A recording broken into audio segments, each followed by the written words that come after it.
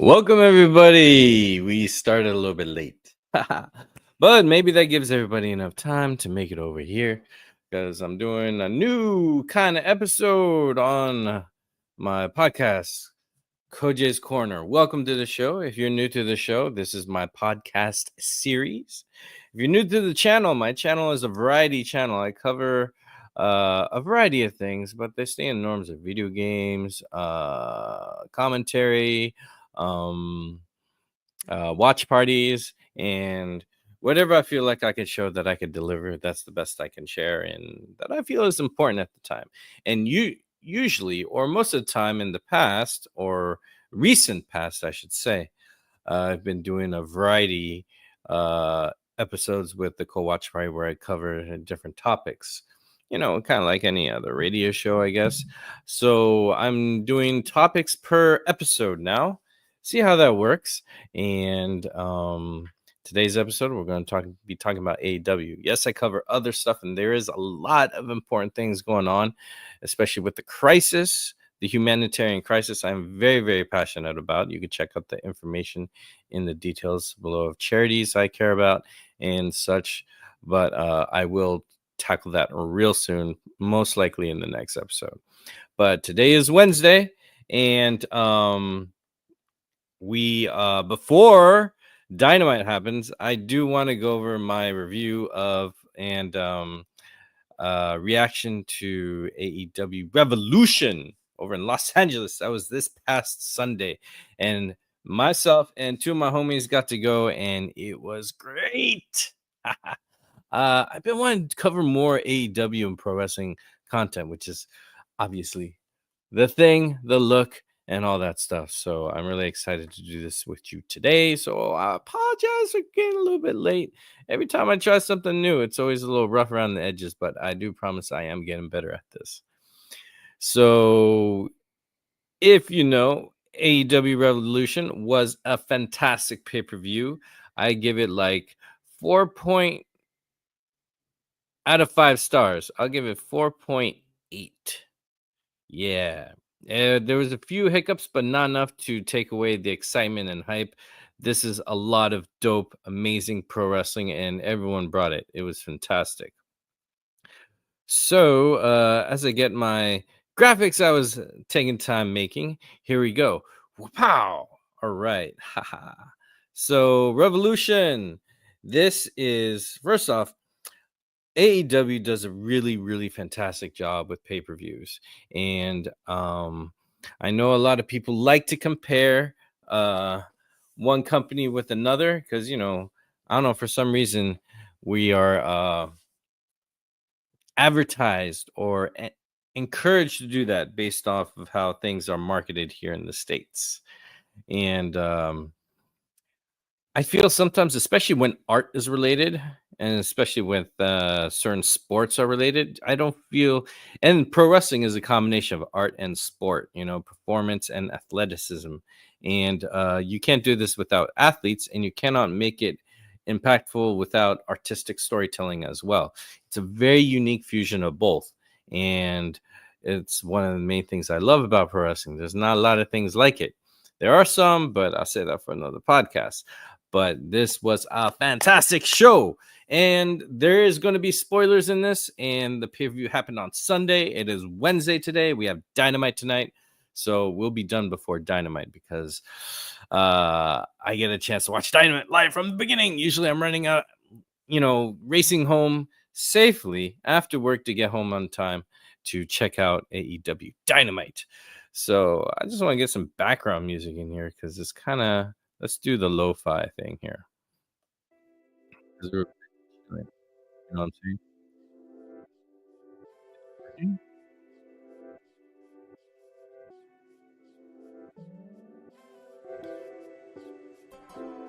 Okay, a little bit, whatever. Let's try this one instead.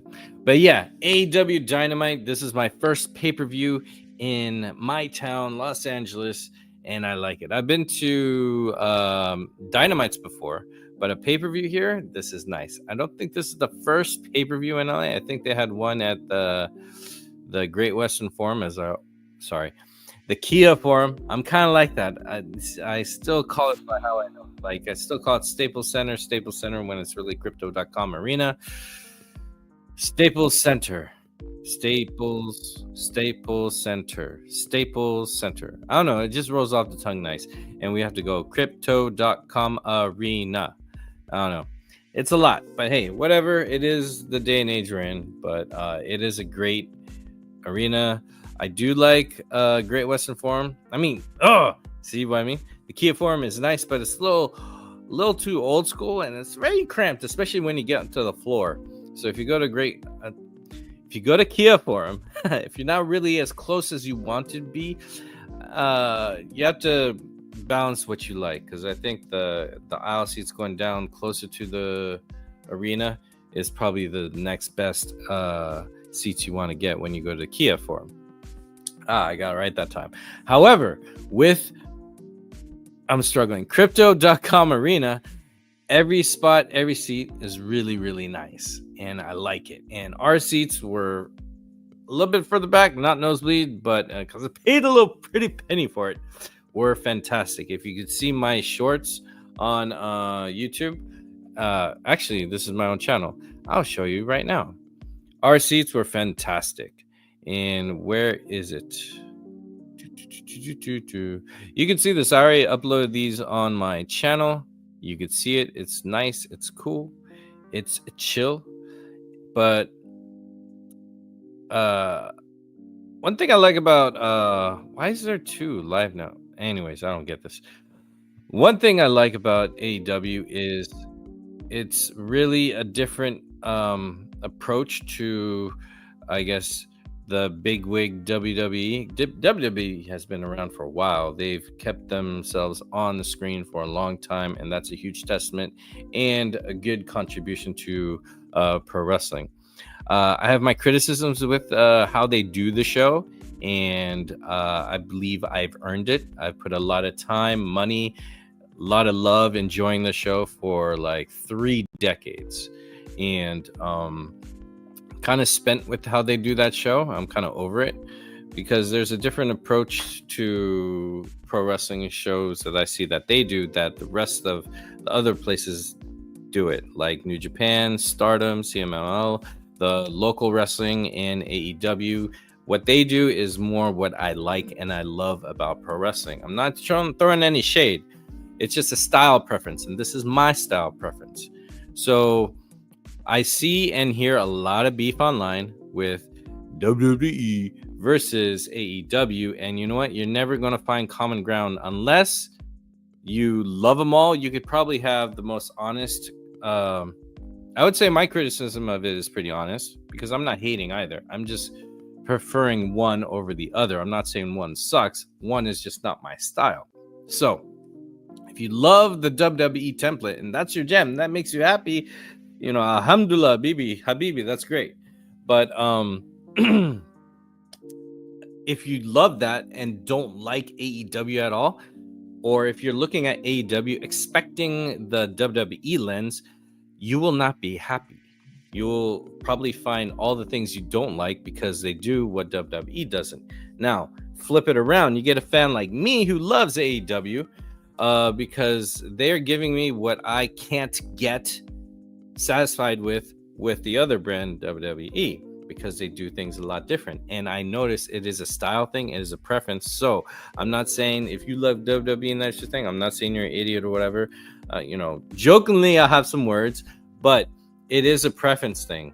So I know that when I see WWE, I see what they're not doing that I love that AEW does, right? And the beautiful thing that I like about AEW is all the fans are on the same page and we feel it too.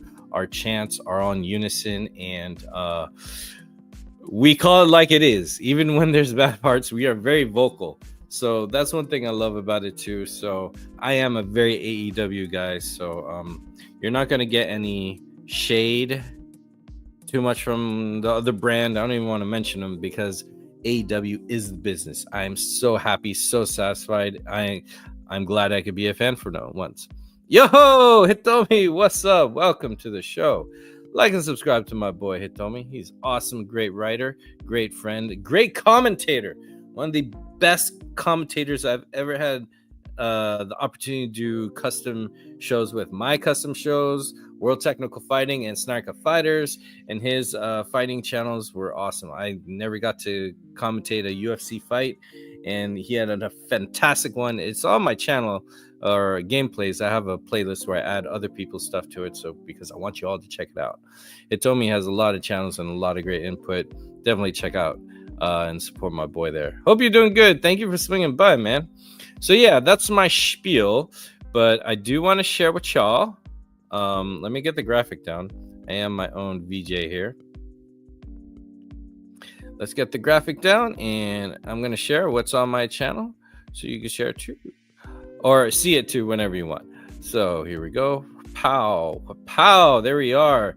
This is the beginning of the show. Me and my friends are really happy. We'll just share it with you so you can see it. Let's see, full screen layout. Here we go.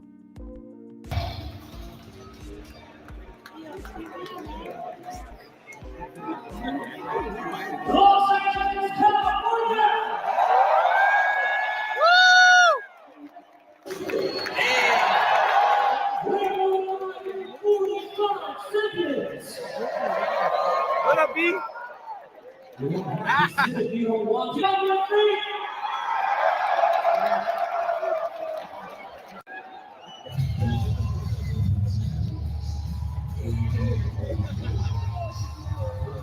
Oh, it's gonna start.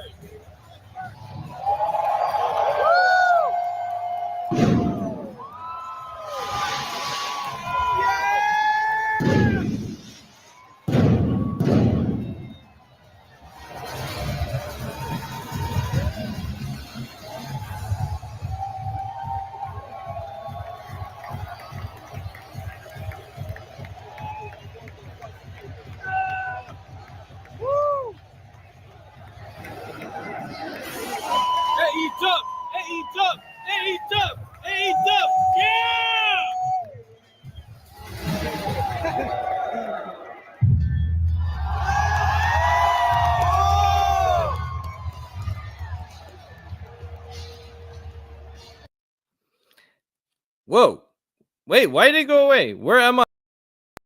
Ladies and gentlemen, what's going on with my my VJing here? My apologies. I don't know why I disappeared there. But yeah, that was the opening, and I have a lot of stuff I could share with you, but I have yet to upload it. You can also see some of my shorts about it on there, but let me get all the stuff. I spent a lot of time getting this going on. So AEW Revolution was freaking cool. And I was blessed to have two of my best friends with me to my left and right. I just felt so good. So we're going to get into it because this pay-per-view delivered as always. Now, what's cool about Revolution is so the whole season, the whole saga, if you want to talk about this in anime terms, the whole year is the season. And that's kind of usually how you do it with even WWE or WCW, or as far as I've seen how things are labeled or ranked on digital platforms where you can see it, where they do have collections where you can see them by year. So we're on to year 6, I believe, and feel free to correct me if I'm wrong. So World's End has become the finale of the AEW year-end saga. So then the beginning of the year up until Revolution, to me, has always felt and come across as like a preseason. So we've had a lot of build for this, organically follow its way up to Revolution. And I feel Revolution is very key because it's the stamp, it's a standing point of going forward with the rest of the stories and picking up from the aftermath of World's End in that little preseasons area. Now I expect everything just like last year and the year before to build this momentum with where the characters are going, where the fighters are going, where they will be leveling up and intertangling with who, and what sagas, what title reigns will continue forward. And I'm really, really excited for this. And so as you saw, they opened with the match with MJF versus Hangman Adam Page. Now, the first matches are really, really important because they're linked to the end match, because you want to begin the show with a strong match that sets the tone for the rest of the show, and you want to end strongly. Now, I've noticed the theme of Revolution with the booking before going in. You see a lot of people who are measured at their equals or rivals or equivalents. And I think that's a good way to start the whole year, because these fighters, these wrestlers are going to be competing to see who's going to be the next champion, because everyone's gunning for that. And I like that that's a determining factor for pretty much all the starting lineup, the strong. Actually, every wrestler is going for a title, but some of them are also trying to get themselves in title picture. So it's a stepping stone and such. And I got to give it up to 0 Hour. 0 Hour was fantastic. You could check it out on YouTube for free. That was a whole lot of fun. 4 matches, which were really 3. Jericho immediately did a DQ, and then that match was destroyed, which is great because everyone was chanting, "Please retire." They hate Jericho right now. Jericho is super heel mode right now, and he always goes according to where the fans treat him and love him and enjoy him. So that's where you're at. And some people are a little salty with Jericho for many things, but I think that's its own podcast that deserves it, and we will be there. So we have MJF and Hangman Adam Page, AEW homegrown as far as the West is, because Adam Page was in New Japan for a while.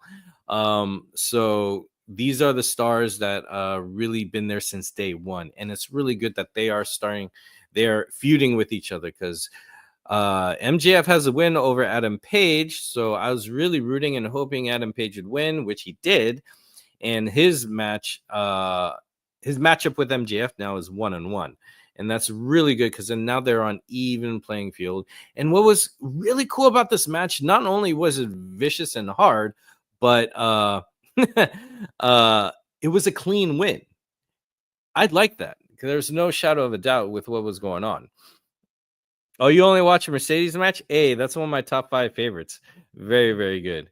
I loved it. That's the next one. We're going through the whole thing. So the match was what you get with MJF, super heel, cheaty every now and then. He's ingenious. He's very genius with how he comes up with how he's going to be a jerk and scheme and wiggle around his waist.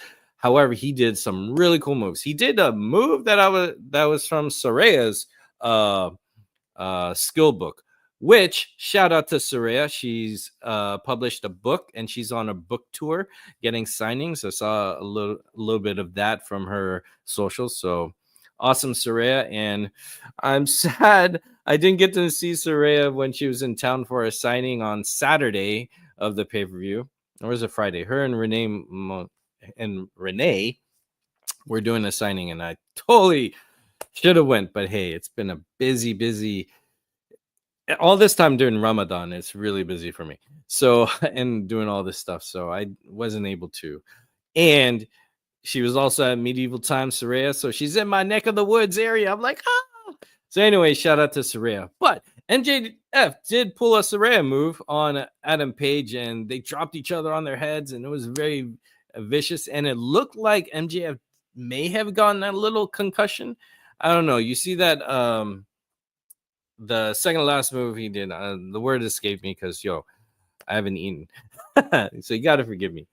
But it was a fantastic match, and it set the real good tone, because these are the theme of today's show, or that of Revolution show, was rivals and equivalents. I want you to think about that, because that is all wrapped up in the end of the main event. It tells this beautiful story. So you start off strong, which I noticed MJF likes to start pay-per-views.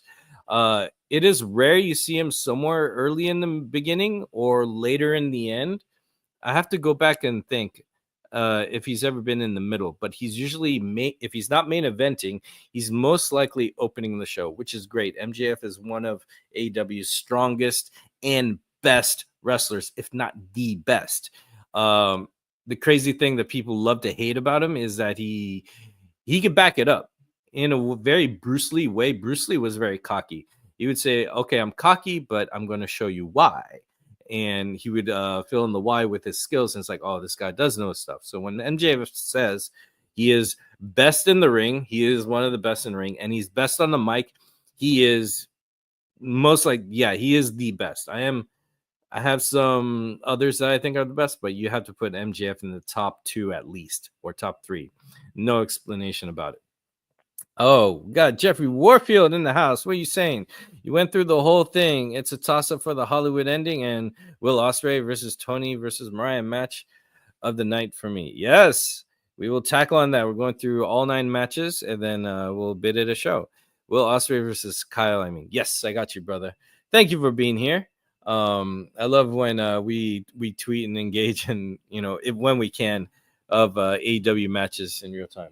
Let me know if you can hear the fire over there, because my heater is noisy.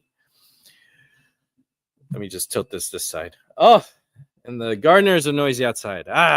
Home. But yeah, this was a very strong match to kick it off, and I'm glad that Hangman won clean, because that is going to add to these guys' ongoing feud going forwards. And this cements who are going to be the top guys going for the title going forward, because that is what it's all about. So as we go on, then we get to match 2. CEO and Stardom. Y'all know how much I love Stardom. Momo Watanabe was in Odetai, which since the rebranding of Stardom, they got rid of some factions. They got rid of my God's Eye. I loved God's Eye. God's Eye was like a dream team. And Konami was in there. But then they started the heel faction called Hate, or Hate. And Momo Watanabe is in there. Pretty much everyone from Odetai is in Hate. And Konami is in Hate. So now she's back into a heel faction. And there's a few others in Hate that I was surprised actually turned heel. And we even have Starlight Kid, who usually is in Odetai. She's not in Odetai. She is actually more of a face or rogue on her own. So I was surprised about that. Unless I'm wrong, I got to check it out. I have a lot of Stardom to catch up on. Usually I take 2 weeks to just binge a bunch of Stardom, and then I hit New Japan. But it's all rhythm and what I got to do. I'm editing a movie right now, ladies and gentlemen. So my time is very busy. So I was very happy to see, I'm happy to see any Stardom girl anywhere. And especially when they come to AEW, because AEW has this ongoing storyline with AEW, Ring of Honor, of course, New Japan, and CMLL. So Momo Watanabe was in the winner of a match series where she can choose to go for any title in any of those promotions. So she chose the TBS title to go after Mercedes Moné, and I think that's to get a little revenge, because Mercedes in Japan beat Momo Watanabe in a really, really good match. I would say that first match they had, was better than this, but this is really good as well. It's a good number 2. If they have any more matches, it's up there definitely. So Momo Watanabe, I didn't think was gonna win the title. I kind of wish he would.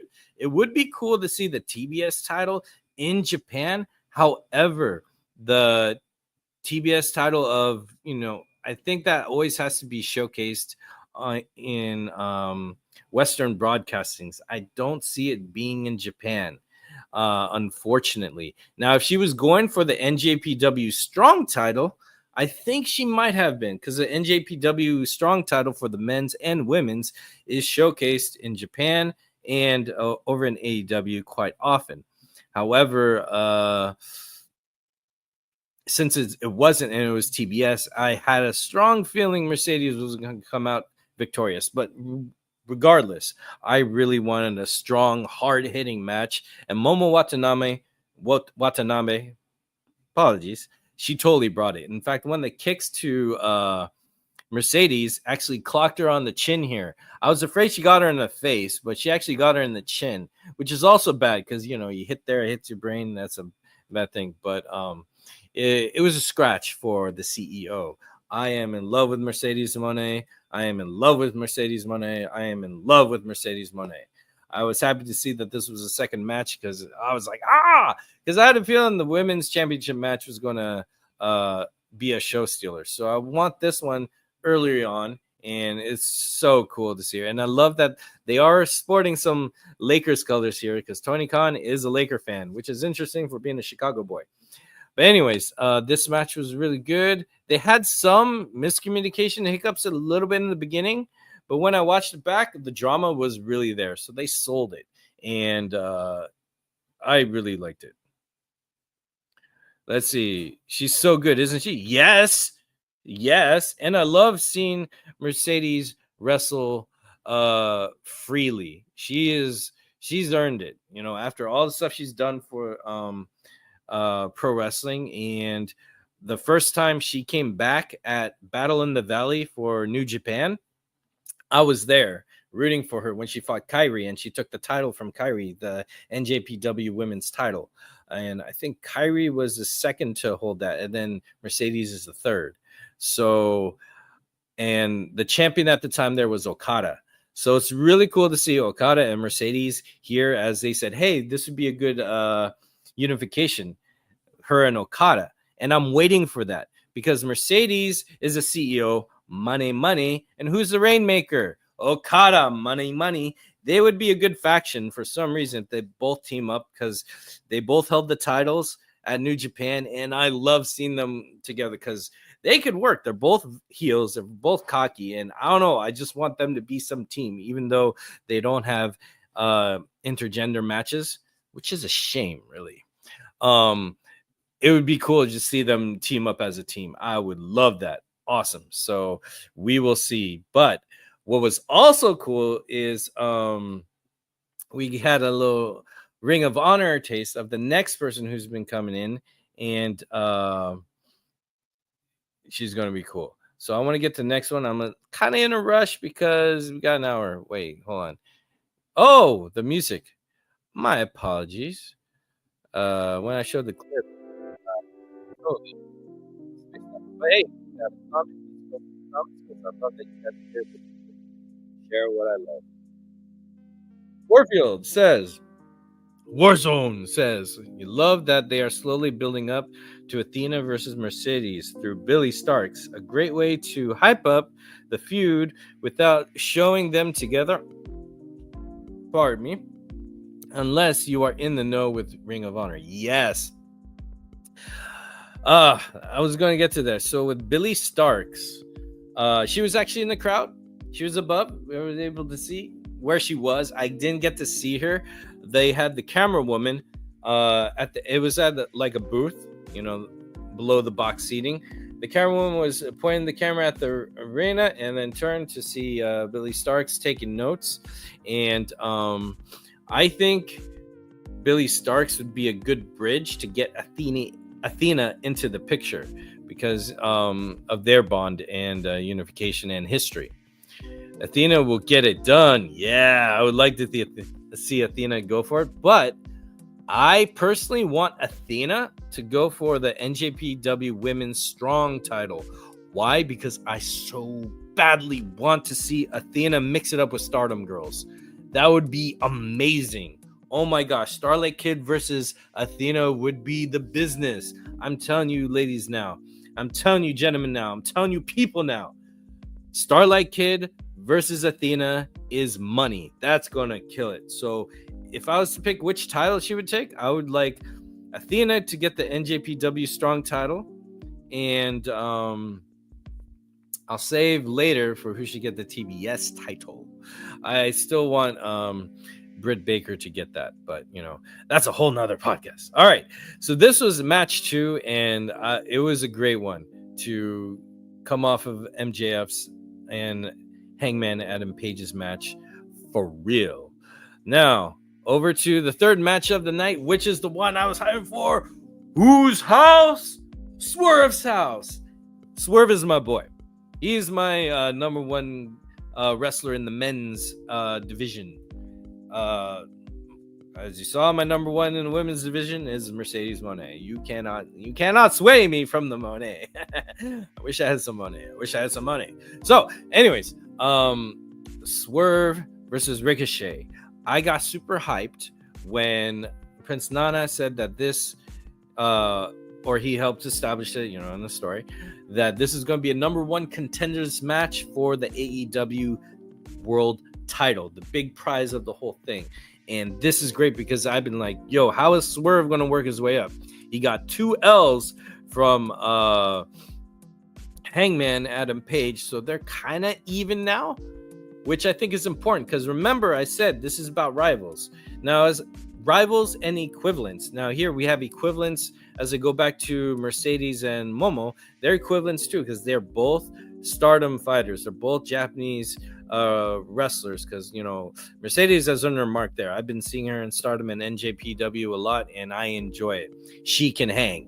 Not all can hang, she can hang. So it's great seeing more Stardom girls come over, and I hope Mercedes Moné is that bridge to seeing more of that. So equivalents right here, and then we have equivalents and rivals right here. We continue on with Swerve and Ricochet, and I love that AEW uses all history of pro wrestling because all pro wrestling is one world. So the battle between these guys is great, and creating a feud is awesome because I love to see Swerve Strickland have his rogues gallery, as as DC fans and comic book fans like to say, because each wrestler has that. So when they are champion, they have that circle of wrestlers that they can tango with, so to speak. So seeing this match and the storytelling in this match was really good because not only are they trying to get number one contendership, Swerve wants his title reign back, and Ricochet is here because he wants some title reigns. And they have history together, so they're fighting over that too. But also, they have the embassy jacket that belongs to Nana, so everything's on the line here. And they told a great story of action, and we've seen these guys plenty of times before. So the thing I was looking for was what more can they give us? What new stuff can they show us as far as storytelling and skill sets in the ring? And they both delivered. This was amazing. And even I, back in my section, I said, whose house? Swerve's house. I started one of those chants. I was like, hey. A lot of people were. While we were going in to get to our seats, a lot of people were saying, whose house? Swerve's house. Seriously. Swerve Strickland to me is the number one champion in AEW right now. And I am biased, but I'm also being critical and also biased. So I'm taking that note. So I want Swerve to keep going up and up. So Swerve with this win, another clean win as well. We're seeing a lot of, minus blood, but we are seeing a lot of clean wins already with this match. There's no okay, the foot was on the ropes and the ref didn't see it, or there was a cheat. Everything has been clean so far. So Revolution is really putting all these wrestlers at their levels, setting the places of where we're going forwards, just like Street Fighter. You have your Ryu, Ken, then you have your Guile, and then your Blanca, and then, they're setting the stacks, and everyone's being leveled up where they are going forward. And I like that. That's the theme. So we got rivals and equivalents right here. So this match was fantastic. I was a little sad that it was early on because I was like, oh man, I got my Swerve high, satisfied. Well, I was hoping to be, because usually you want to end, even in your daily life, and when you have a long day at work or school or whatever you're doing, whatever you do at the end of the day will define your happiness. So you want the best at the end, or end the day with something makes you happy. So I was like, I want towards the end, Swerve. But early on, I was like, well, it was a fantastic match. I am happy. So the rest of the show at this point was not going to be disappointing. I got MJF, I got Mercedes Moné, and then I got my Swerve Strickland. And I was like, yo, I am happy going forward. Just entertain me. So this was a fantastic match. And I'm really interested where Ricochet is going to go. He lost his chance. Is he going to go for the international title? Is he going to go for Continental? Is he going for TNT? What's he going to mix it up with? Or would he tag with someone? I don't know. It's very, very interesting. You saw the pop when Swerve got when he should be. You saw the pop Swerve got. He should be world champion. Yes, my man. Hell yeah. All right, on to match 4. Match 4 was our boy Okada Rainmaker, and he's going against Brody King. Now, I am pretty confident Okada is not going to drop this title anytime soon. Look at his history in New Japan. He doesn't drop it easily. And he is a tournament winner also. And I think that's by his choosing, because the cool thing about putting your title on the line in a tournament is you're including so many wrestlers to be part of that story. And that's one thing I like about Okada. Even though he holds on to titles very long, he likes to work with everybody. Okada is a great worker, technically great. He's charismatic and funny as hell. And I've never seen him be a heel to this magnitude. I've seen him lose his cool in the ring a few times, or get angry and use it because he doesn't like being sucker punched. I forgot the wrestler in New Japan who did it, where he went a little crazy on. However, he was respectful through and through, and he's like, I'm gonna use this, but I'm always be respectful backstage and all that. It's one of the things I do like about John Cena, Bryan Danielson, is that they really want to work with people, and they work well with people. And Okada is of that professionalism, because there's some wrestlers in the past, I don't want to throw shade, who have been very arrogant and difficult to work with. And some people do change as life gets better on. But Okada, as far as I know, Okada is fantastic, and he's charismatic as heck. So when he signed to AEW, I thought, this is interesting. You get a freaking Michael Jordan from Japan over here. How are you going to use him? And they're not nerfing Okada, is what I'm glad that we're getting. We are getting Okada, but what's interesting is it's a different culture in the West than the East, and English isn't his first language. So just like any wrestler goes over to anywhere else in the world, like Mexico or Japan, and you don't speak Espanol or Japanese, how can you relate with the fans? In a beautiful way, what I like about Japan, they encourage you to be speaking in your own language, so it's really cool. However, the West is a little bit audience-wise, because we got to admit it, here in America, there's a lot of ignorance. Look at the rest of my podcasts, especially with Palestine, Free Palestine, by the way. There's a lot of ignorance. So culturally, he's kind of in another arena, realm, and audience. How is Okada going to win people? And as a heel and as an arrogant jerk, he is selling it very well. And I feel that language barrier isn't hindering him at all. In fact, he's getting stronger bit by bit. Kind of reminds me of Chow Yun-Fat.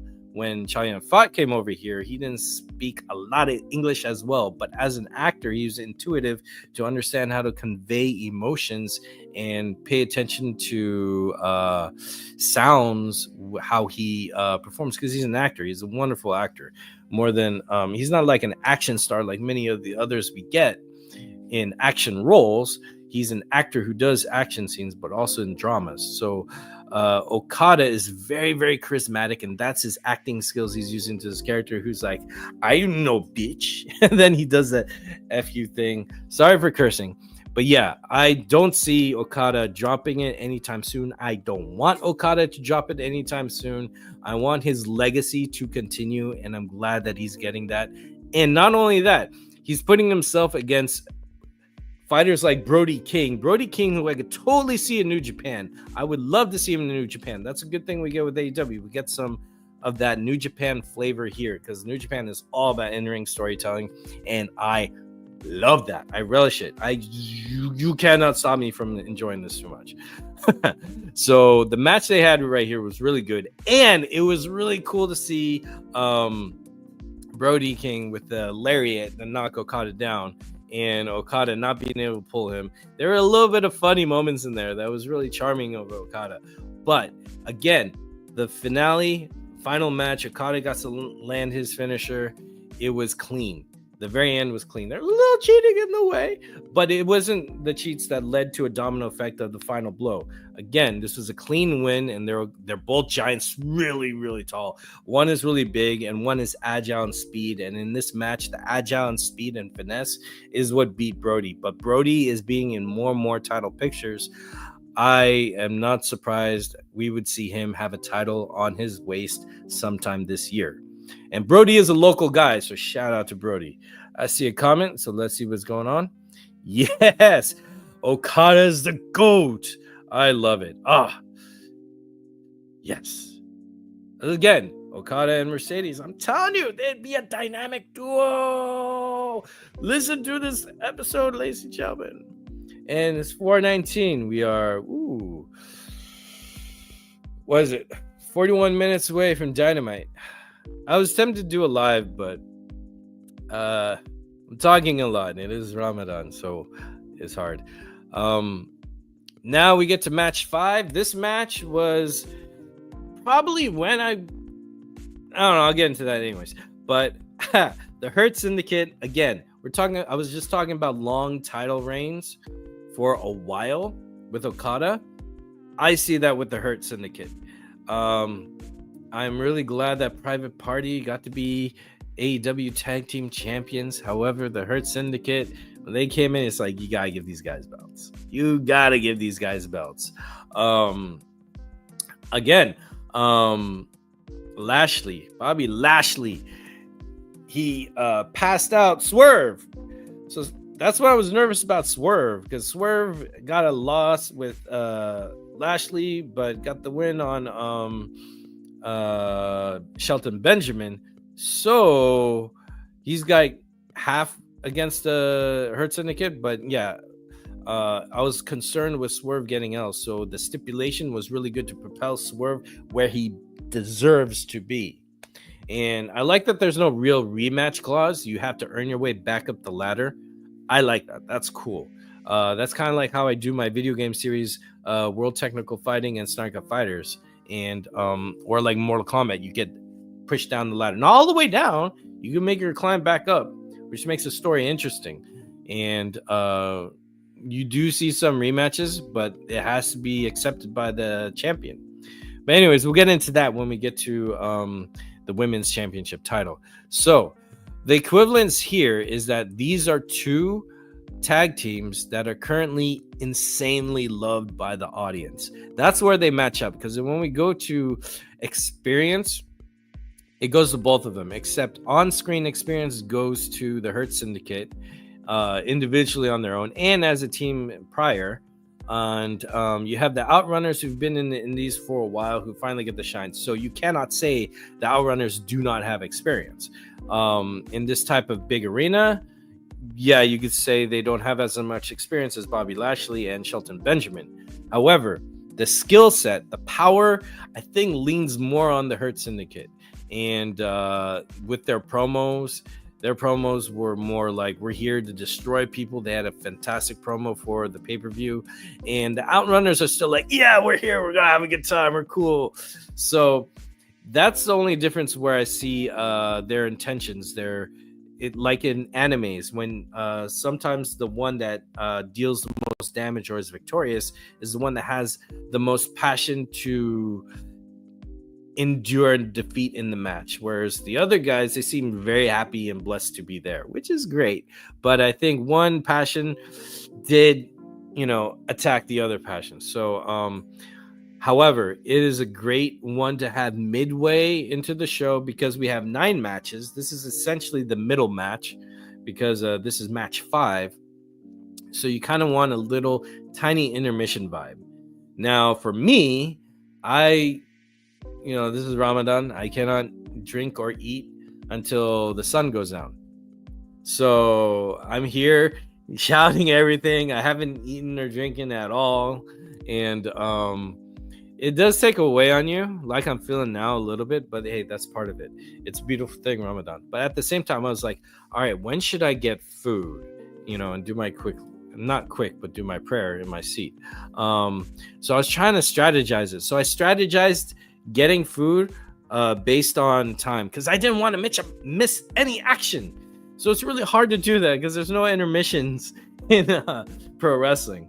I mean, if they had a band perform in the middle of the show, that can be cool. Which, by the way, back to Swerve's match. I appreciate that he got a live artist, but on the drums where we were sitting, we could not hear it, which is kind of great because when I saw the pay-per-view, the drums were cool, but it felt too much like a drum solo.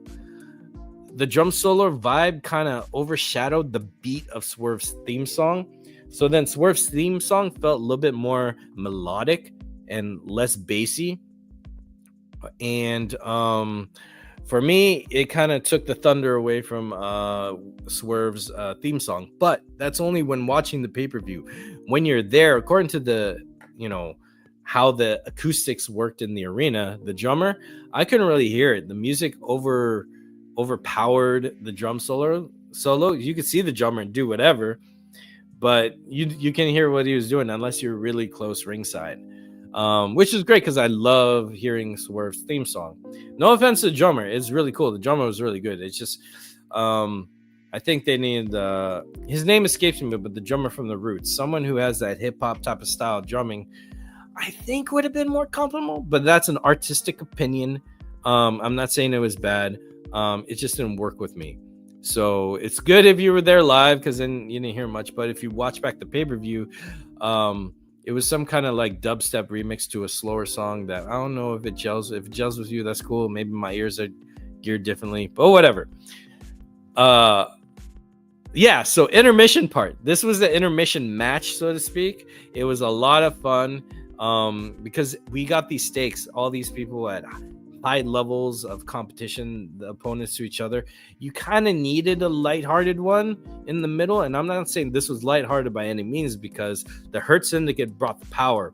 And so it was a battle between which one is stronger, really, between these two, because they're equally loved by the audiences. So that's the matchup there. We got two super loved tag teams right now. So the Hurt Syndicate are still going to be champions, and they won.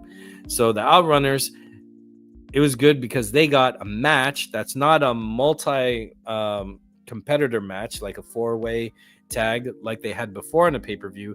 This was their time to shine, so they earned this spot with how much love they got, and they're very entertaining in the ring. I like how they build together like, you son of a bee! That's really cool. But what defines this tag team title reign is their technicality and their power. So it's going to take someone who could be equally technical and powerful, or a team that is able to negate around that combo to defeat the Hurt Syndicate. So it's going to be a while until they drop those titles, as I feel it should be.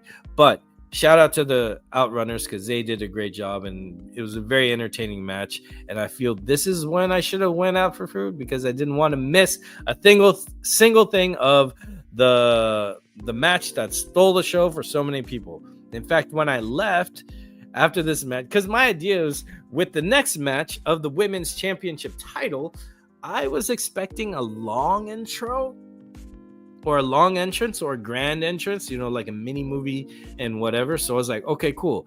By the time I get my food, I get back, the bell should ring, right? Even as I was leaving, some people I didn't even know, they're like, you're leaving during this match? This is why we're here. I was like, I know, I'm trying, I don't know. I didn't have time to say, well, it's Ramadan, I need to eat now. But, I just, high five, yeah. I don't know. I don't know how I reacted like that. But yes, this match was amazing. And while I was getting my food, I could hear during the entrance, there was an attack. So the match started sooner. So I missed a few things. I rewatched the pay-per-view because I buy the pay-per-view still, even though I'm going to be there live. I missed the pile driver on the steel steps and some other things that got... by the time I got back to my seat is when Tony Storm was bloodied up. So that's when I got to see it live. Everything else I saw what I missed on the pay-per-view. So I did not miss the nitty-gritty, hardcore match between these two who've built a huge storyline over the years. I would say this is like the Trish Stratus I can't talk. My apologies. I love you, Trish. Forgive me.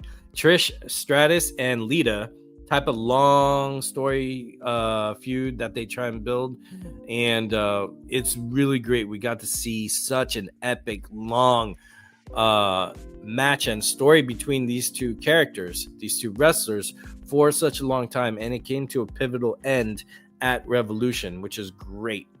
Grand Slam was fantastic when she won it, but I felt there was always going to be more. And when they came back with more, I was like, oh, okay, is this going to be a rematch type of situation? I'm not really a fan of that unless they earn it. And these women, they earned it. Their promos were fantastic, especially when they were having that sit down with Renee Paquette. That was fantastic, and I loved how they ended with their lines there. So they did a great build up with this. Again, Toni Storm and Mariah May, not just equals and rivals in story and in AEW, but both women have been in Stardom. They both have that experience going hard in strong style, with Mariah May being recently in Stardom before coming to AEW, and then Toni Storm being in Stardom many times over in the past. And since Toni Storm won the titles in AEW, she's gone back to mix it up with the girls in Stardom recently as well. So both are in the same bracket of experience with strong style and Joshi wrestling mixed with Western style pro wrestling, and with their storyline that they built their characters around, not around each other, but interacting with each other. So they have that like Tekken video game storyline of, like, let's say Heihachi and Jin Kazama, or Kazuya. They have that storyline because they were in like a sisterhood relationship kind of way. Even one plays more mentor to the other, but that's just for who's been in the game a little bit longer. Yes, this could have been the main event. Yes, I'm not gonna lie, I was a little disappointed that it was not main event caliber, because I want the women to main event one of these one day. That'd be great. And I want a women's main event of one-on-one, not a triple threat, not a tag team, not like a fatal four-way or somewhere, whatever. I really want women to main event a pay-per-view of this magnitude, and it's gonna happen. Don't worry. This is this company is still young, 6 years. I mean, this AEW is like a little bit younger than my kid, and so I mean, I just love how everything's growing and growing. You know what I mean? But yeah, this was the show stealer. I think this is the number one match for everyone's hearts. I'm struggling between three, which are show stealers. This is one of them, and this was amazing. This was not just because it was gruesome, but it was creatively gruesome. They gave us new stuff in the hardcore match, and they gave it their all, which is what when a lot of women who do the street fights in AEW, they are fighting to show you that, hey, they're just as tough as men. And in fact, that night they are tougher than the men, I would say. With the glass. And also there are a few Jean-Claude Van Damme movies I do like. I kind of like Kickboxer. The only thing I don't like about Van Damme's Kickboxer is that there's absolutely no Muay Thai from his end. He just does his own style. And there's no Muay Thai in Kickboxer whatsoever. And they're in freaking Thailand. It's like, come on, Jean-Claude. Can't you learn a new style or try? At least Jackie Chan does drunken style and a few different things and Taekwondo and whatever. But do another style, Jean-Claude. Anyways, what I did like in Kickboxer, which was very Mortal Kombat-like, was they had the wraps of the gloves and then they put it in glass to punch themselves. And I was like, oh, the women went there? They went Kickboxer style in this? Oh, such a match. And they had great heavy hits. It was very dramatic. It was powerful. And the ending could not have been more perfect. This match was fantastic. Having a match like this makes sense why you put my girl Mercedes early on. You want some breathing room. This match stole the night for everyone. It was fantastic. Let's see what Warzone says. About the next match, we'll get there. This and the Will Ospreay could have main evented. I know people hate the main event, but those two matches would have been hard for anyone to follow up. Yes, which we are getting into. I actually didn't hate the main event, and I actually liked it, but I don't think it's for the reasons you may think I liked it. But let's get on with it. So, yeah, this match was fantastic. This is stellar. This is one for the history books. Props to both of these wrestlers. This was fantastic. Wow.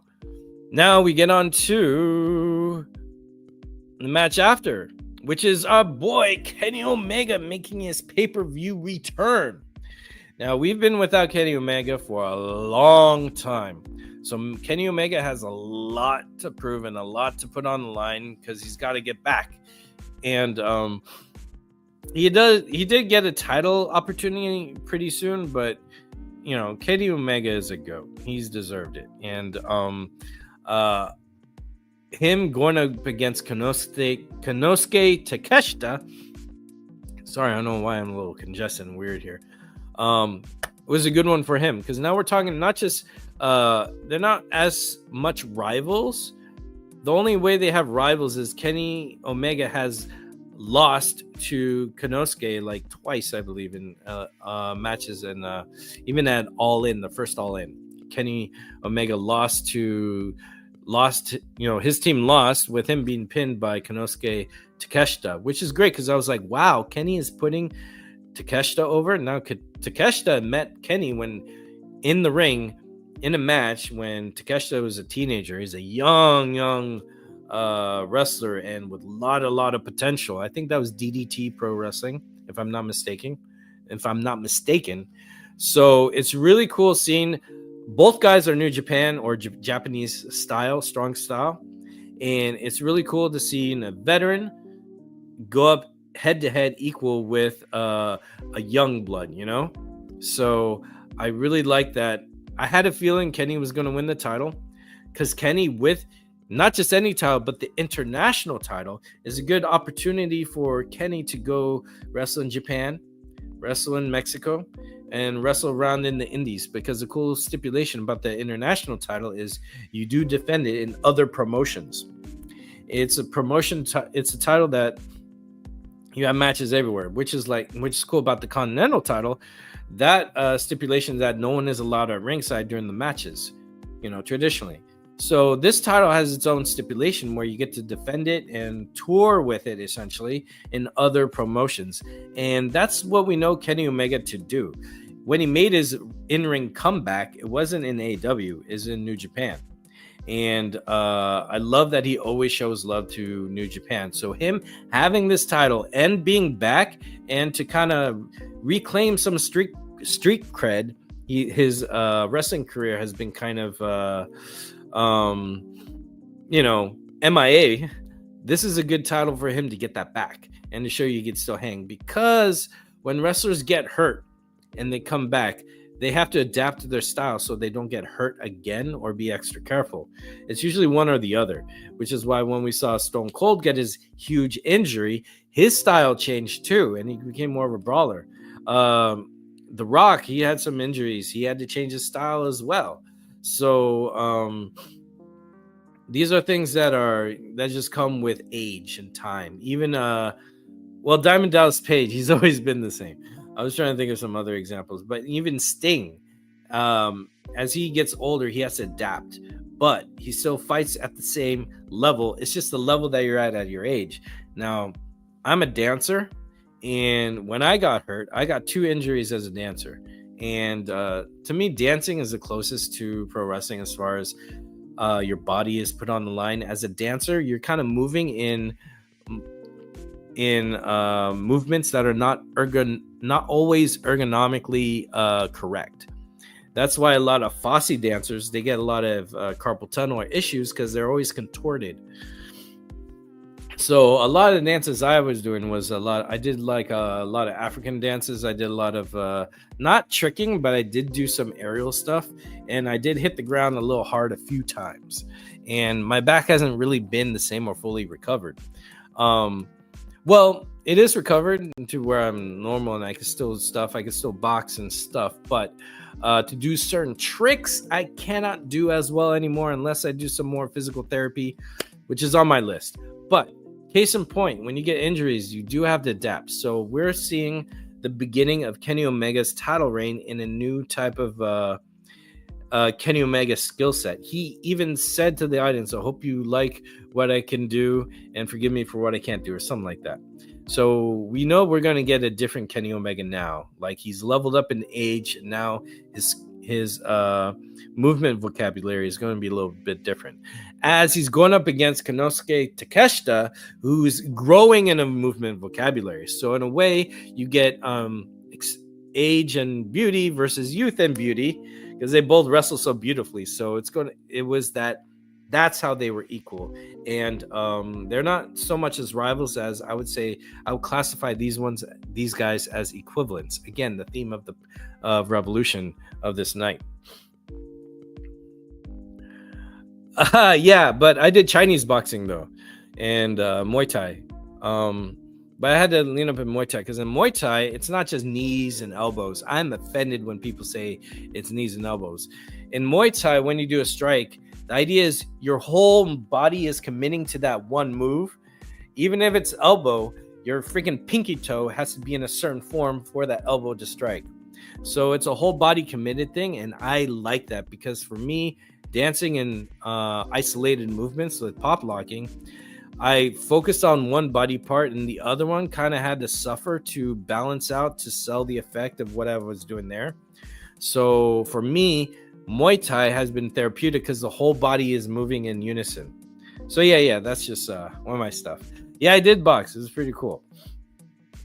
Oh, I agree, brother. I agree. It's great. That's why in Sniper Fighters, I like to put my gloves are always wrapped up, or my wrists are always wrapped up, just to have a hint of that Muay Thai background. And all that stuff. And I always have knee pads because I like that. But anyways, enough about Sniper Fighters, which is coming back. So yeah, I was happy to see this match. I'm not feeling Kenny's theme song. Yes, too. I like his old one. That felt really fast, like a video games, high-paced racing or action video game. But his new theme song feels like a dramatic video game thing, which is great. He's both, but it's a little too. But then again, his style changed. Maybe he's trying to complement that style. It'll take me a while. It's some slow one, because I heard him use one song. I don't know. I have to look it up. But I heard him use this theme song I liked recently at either a Collision 2 weeks ago or Dynamite 2 weeks ago. I can't remember. I guess he goes back and forth, whatever he's feeling that day, or whatever they have on the tape. I don't know. But you'll hear it. It's slower. It's kind of cool, but I guess it has to grow on me. I just love that other theme song he has that he's had in AEW for so long. I love it. So and it has that 80s vibe. But anyways, this was a great match. I think this should have been before Toni Storm's match and Mariah May's, because the thing is, when the match before outshines the match next, I mean, it's just hard to follow up after that match. People were were still on the high from Toni Storm's match and Mariah May's match per se. That I think it took a little bit of thunder here, but midway in this match, people were all in. It was great. So this was fantastic. Both guys brought their best, and this is a fantastic match. I loved it. Let's see. And then the next one is the other show stealer of the night, Will Ospreay versus Kyle Fletcher. Again, this is pay-per-view wise, this is their second bout. I think their first one pay-per-view wise was Full Gear. I have to remember. But coolest thing here is Will Ospreay, Kyle Fletcher. Now, Will Ospreay is one of my favorite wrestlers, and I fell in love with his wrestling style and persona when I first saw him at New Japan in 2019. They performed here in Long Beach at the Pyramid and Pyramid Arena. It was for Super J Cup, and Will Ospreay was up against MLP. and it was I think the opening match of the night, and that's when I met Will Ospreay. I don't know if I still have it, but I'll show you after I'm done talking about this match.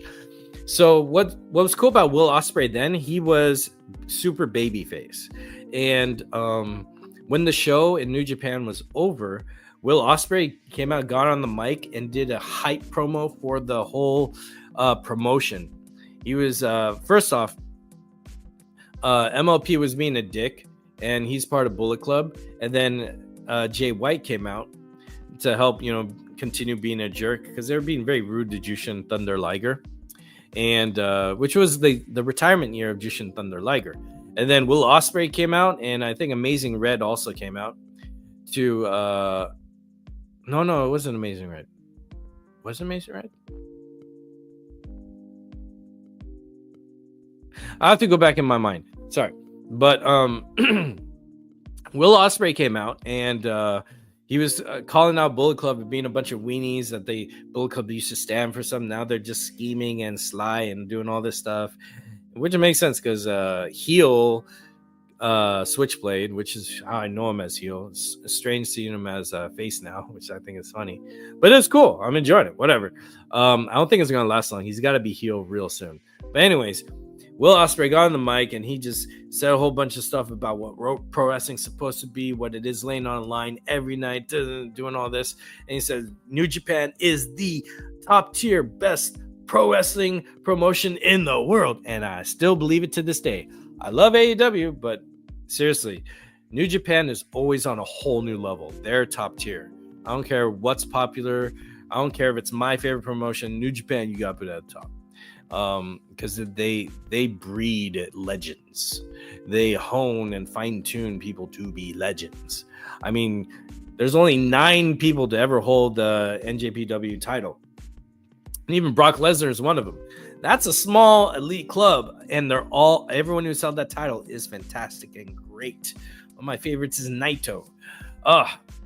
Anyways, so we get to this, and it's huge history because I remember watching New Japan and seeing Will Ospreay turn heel, which was like, what? I know a lot of you are familiar with baby faces turning heels, so that was my baby face turning heel. I was like, what? And when he went heel, he went dark. Even Storyline broke up with Brie Priestley and attacked her. He created United Empire. Was it United Empire? Yes, or whatever. And I think he had 2 represented in America. It was TJP and Jeff Cobb from America, who are in his faction, and Aussie Open. Kyle Fletcher got initiated with Aussie Open in there, and I did not know that they were kind of tight brothers or cool. In fact, it seems like Will Ospreay is that type to really work well with people, as far as I know. And from what I've seen in his interviews, he's one cool hell of a guy. Oh man, 14 minutes until Dynamite. I gotta wrap this up. But anyways, they have a lot of history. That's what I was getting into before I rambled. I'll do a whole podcast with Will Ospreay, and then I'll share you that clip later because that's going to kill us time.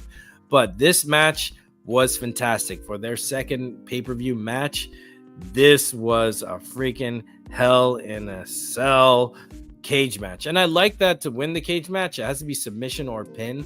I hate the part where to win the match, you have to get out. So unless it's a cage match where there's multiple people involved, and I don't mean tag team, I mean like a whole team, like everyone has to escape the cage, then that's more exciting to me, because then it works like a reverse Royal Rumble or Battle Royale, which I like. But I like that it is based on really annihilating and defeating your opponent. And again, we're talking about tonight is a match, Revolution is a match between equivalents and rivals. This is perfect, because after everyone else, you have to bring these two up, because Kyle Fletcher is still moving up to be leveled up as a heel, because we did have that match where he got defeated by Will Ospreay when he turned on him and all that. But if he gets a second match, which he did, he gets to push himself more as a heel. And I've watched the match, not just all the moves insane great and it was bloody, and Will Ospreay did a nod to Mick Foley. Bang bang. Because who doesn't love Mick Foley? In whatever promotion you're in, you gotta love Mick Foley. So to see that was nice. But the coolest thing was before the final blow, before Will Ospreay just took Kyle Fletcher out, Kyle Fletcher was yelling at him like, I hate you so much, I hate you. And that's his final words before Will Ospreay takes his head off, so to speak, with his hidden blade, which wasn't from behind, his face on. So we're talking about the story of two brothers who are now mortal enemies. That drama in that final moment, that moved me. That was fantastic. Again, because then you see the women's championship match. They had a sisterhood. So that ended. Now we see another one, a hardcore match also, essentially. A brotherhood is ending. So we're seeing all these storylines of equivalents and rivals again. That's the theme of the show. So we see Will Ospreay just cut Kyle Fletcher down and out of his life. And before that final hit with Kyle Fletcher, so and I hate you so much, he is cementing in stone. That's how he lost. That's going to be what he remembers. I foresee these guys being rivals forever going forwards, and that is cool. This is like reverse Scorpion and Sub-Zero, where Scorpion and Sub-Zero were enemies for a long time. Now they're homies, and they're like a cool tag team trying to, carry the flag for the Mortal Kombat franchise. This is the opposite, where they're friends, and now they're that Scorpion Sub-Zero mortal enemies going forward, and that's cool to do a lot with because these guys work very well off of each other. They could have worked well off as a good tag team with the high flying thing, but we kind of have Hologram and Commander for that, and they're having a Lucha Libre battle with the other luchadors, and I don't want to take that thunder away. So having these guys being equivalents at each other, that's going to be fantastic going forward. Let's see. There's no hate stronger than someone who once loved you. So true. So what's really the difference between love and hate? You know what? The similarity with love and hate is it's in your heart. And this is from a Bollywood movie. I remember the story of this one guy was crushing on a girl, and he was happy to find out that she hated him because he's like, hey, I'm in her heart. So when I flip it, when it flips to love, the love will already be in her heart. So hate and love is something you harbor in the heart, except hate is damaging, and I don't recommend it. It's a lower grade of fuel to run your car on, whereas love is a higher grade. However, in the stories and worlds of competition, that is another obstacle you got to battle with. How are you going to handle the hate for the enemy? And how are you going to be at your best when you have something in your heart that's already hindering you? And I think that is on purpose from opponent to opponent, especially if they're equivalents. So, the drama. I love pro wrestling. Now we get to the main event, ladies and gentlemen. And I have 9 minutes to cover it because Dynamite's going to start, and I'm not going to miss that. So we get to the AEW World Title match, ladies and gentlemen. This is the build-up, and we're talking about equivalents. So we're talking about these guys. They've both been in the same promotion for a long time. They're around the same age group, one a little bit older, and they have this experience, and they're hungry for the title. And the first half was boring. This was a letdown. The first half, mind you. Now, my homie Yokai Robo to my right, who you've seen on the channel before in the second and third episode of Kojay's Corner, Yokai Robo was telling me, is like, he didn't think Copeland. I don't like Cope, by the way. Cope is all right. I think it's for a chant thing, to get a Cope. But I like the whole name, Adam Copeland. Let's go. John Moxley, Adam Copeland. Let's use the whole thing. I'm not a fan of the Cope, but hey, we each have our nitpicks. But it doesn't ruin me from loving how he's working with so much talent. Adam Copeland said when he signed to AEW, he wants to work with more talent, new talent. And I'm hoping to see Copeland in New Japan. However, with how hard they hit in New Japan, I worry about his health. And that's the thing my buddy brought up to me, is that Adam Copeland is kind of operating at this point off of 70%. At one point, he was at 100%, but he sustained a few injuries, like 2 for sure, maybe 3 in AEW. And he's not really at 100%. And I've known that, and I see it early on in the match. The match dragged on. They did hits, and they laid on the ground, took naps. I can't stand that. That's a huge pet peeve of me. When I see that stuff, I'm like, I'm getting flashbacks of the trauma of seeing Triple H versus Undertaker and that. Just lay down and nap. So the first part was boring. However, I had a feeling they had a story-driven finale of this. But the first part was boring, and I'll tell you how boring the first half was. It was so boring that something was going on in the nosebleed section at section 309. See, I even know the number. Some dude was yelling at some dude or being dramatic, and everyone was wondering what's going on there. Eyes were looking at that, not the match, for about a good, let's say, 5 minutes. That's detrimental. And after all these stellar matches of equivalents and rivals and both, it is hard to follow up with that. I don't blame them, but at the same time, I kind of wonder, should I blame them? So the match was a little handicapped in that first half. Let me see the comment here. Cope. I know, right? It was like, cope with it. But anyways, the first half was boring. As soon as they did some, because also I was like, John Moxley was holding back a bit, but you can tell what's cool about these wrestlers. They could tell that there were crickets in the audience in the first half. So then Copeland, as face, I don't know if he could make that call to turn it up because he's face. He can't fight dirty. Moxley is the one who could fight dirty and switch it up. So we started seeing Mox get really, really dirty when the fight spilled out into ring, and he removed the bottom to reveal the concrete non-padded flooring. That's when it started to save it. The match then started to get big, and people were getting back in the match. So around then, maybe a little bit before, but not too much before, I started liking the match. Now, after all that, here's why I liked the ending.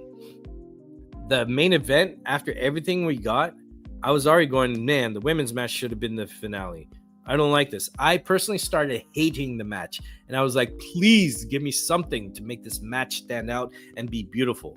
So I started feeling it when I saw Moxley be a little bit dirty. Then when it was getting close to the pin, people were slowly getting in. It was getting that hype again, but it was like a hype of like a really good midway match on Rampage. So we were really feeling it. Then the match gets saved. Now I told you about equivalents and rivals. Guess who finally shows up? And, you know, half of us called it, really. It wasn't that much of a surprise, but we're happy to see it. Christian, the father, the patriarchy. Christian shows up to get his opportunity that he's been holding for a while, his contract to have to go into the match. Now, what's interesting, usually when we have that stipulation where someone can challenge the champion at any given time, we usually see it after a pin happens, right? The pin didn't happen. He got in there as soon as he could, and both guys were laying down. I never seen that before. So bing, my enjoyment starts to climb. Thank you, Christian. And obviously it's all of them, because I think I worry if they were kind of milking it for that. If that was the case, I don't know. But hey, you live and learn, right? So Christian goes in, and it's a triple threat scenario. And the Christian being so wormy, trying to get a pin, was hilarious. Christian goes for a pin on Copeland. Copeland gets his shoulders up, and was like, wow, my enjoyment goes up again. And then Moxley goes in, gets Christian in a headlock, crushing his head and all that. And then while he's in the headlock, Christian gets his hand and puts it on Copeland, and that's enough to get a count. And I was like, that killed me. But then Moxley pulls him away. What's up, Sean Franklin? Sorry, we're ending in like 3 minutes. I cannot miss Dynamite. So thank you for being here, though. So that killed me. So my enjoyment is getting higher. It started at 0 actually, and it went down to -7, but then it started climbing its way up. So it was really good. So then He's choking Christian out. Yeah. You said weird ending in your opinion, but I'm gonna tell you why it's genius, or why I see it's genius, of course. Christian gets passed out, and then Moxley retains. Moxley didn't even submit or pin Adam Copeland, so technically he didn't even beat Adam Copeland to retain, but he got on Christian, and then he leaves me in the title. Here's why it's brilliant. So this is Revolution. This is setting the stage going forward, and the whole theme of Revolution was equivalents and rivals as they set the stage up as the booking. That's the story. As we saw with the opening match with MJF versus Hangman Adam Page, we have 2 minutes now. And then we have, wow, I feel like a wrestler. You have 2 minutes. And the final match, which we don't have rivals. We have new rivals because it was a recent thing when they were attacking, when Rated FTR got in the mix to defend the people that he was fighting. It was like a recent war, but not really a rival, more of a current enemy of the situation going on in AEW. The real equivalent and rival of Adam Copeland is Mr. Used to be my brother and friend who said, go F yourself. That's Adam Copeland's rival and equivalent. And now Christian costed Copeland the title, where Copeland costed Christian the title. Now Christian and Adam Copeland are equal now, as far as they've been in AEW and as far as they costed each other title opportunities and moving forwards. They both have been TNT champions, so now they are even. Now, remember, this is the first pay-per-view going forwards. They've set the stage for Adam Copeland and Christian's rivalry to officially begin. Christian ghosted him after he said, go F yourself, but that was the beginning. Now they have means to go head-to-head. Now they have cost each other over time each other's title opportunities. Now they are a hindrance. Now they could be facing each other. And to my joy, because I'm a whose house? Swerve's house. Swerve got to get an attack on Jon Moxley and set going forward, him going off the title. So now I am happy. That was a good way to end a match, which I started to hate. Now I loved it because they did something I haven't seen or expected before. And when you get moments like that in pro wrestling, that's a gift.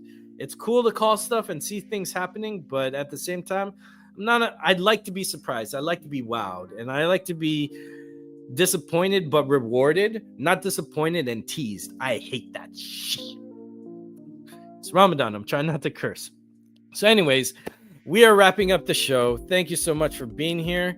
It was a fantastic show. I give it like a 4.7, 4.8, 4.6, around that ballpark.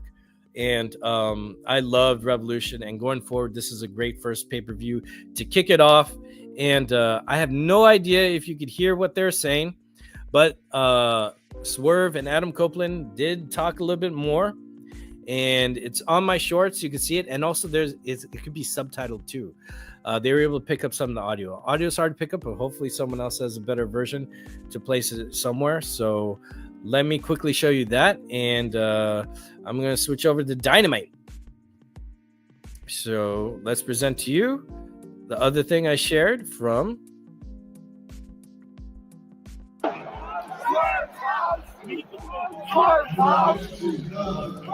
I was very much looking forward to me at the AEW World Championship, living around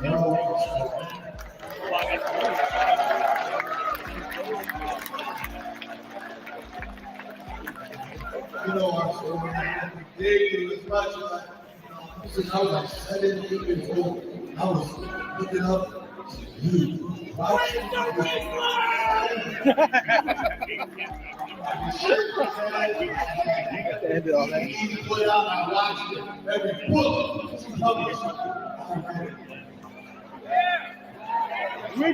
was like 2.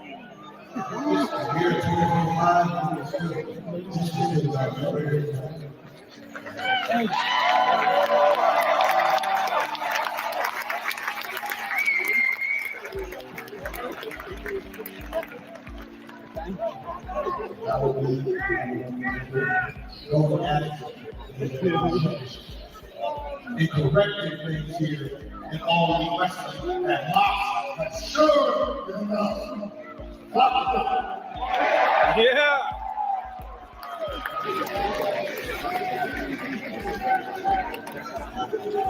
so that very no longer is this whose house? Works out.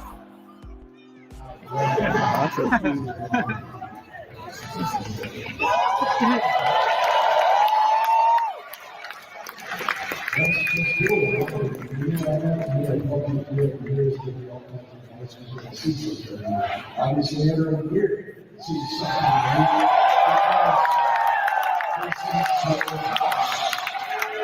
However, in this house, I was supposed to be so technically, it was my house, but it was yours. I hope you championship because it was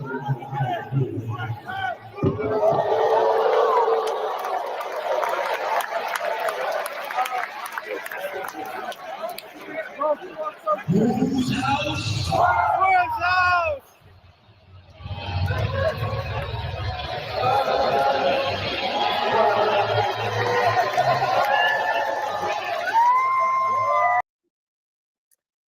So, ladies and gentlemen, I hope they have that in today's Dynamite, which is 4 minutes into it.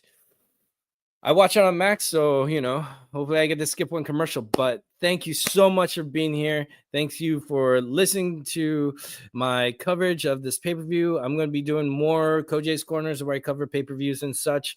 I need to just wrestling. I need to cover a lot. It's just really busy because I'm still in post-production of my film, or it's a series, but anything, a music video, whatever, I treat it like a film. That's just the way I think. That's just the way I roll. That's how I do. And thank you all for being here. Let's give a shout out to everyone who rolled through. My boy, Jeffrey Warfield, Warzone, Sean Franklin, who showed up in the chat. Thank you for swinging by. You always swing by, show some love. I appreciate that. And shout out to my dog, my homie, Itomi Seiji. What's up, everybody? Thank you, Jeffrey Warfield, Tommy, and Sean Franklin. Thank you for cruising by, guys. I appreciate you. And thank you for watching the replay of this and checking out my review. Probably the last one of all, since everyone did theirs of Revolution, but I freaking loved Revolution. It gets an A-. I love this show, and I love AEW, and I can't wait to watch Dynamite. So I'm going to bid you farewell and bid you adieu as Kenny Omega likes to say, and good night. And I'll see you next time around. And like and subscribe to my stuff, Free Palestine. And take care of yourself. God bless. Much love. Peace. Yeah.